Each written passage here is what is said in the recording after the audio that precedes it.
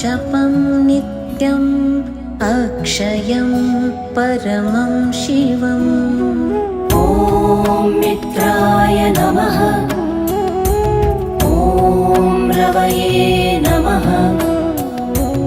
ॐ सूर्याय नमः। ॐ भानवे नमः। ॐ खगाय नमः। ॐ पूष्णे नमः। ॐ हिरण्यगर्भाय नमः। ॐ मरीचये नमः। ॐ आदित्याय नमः।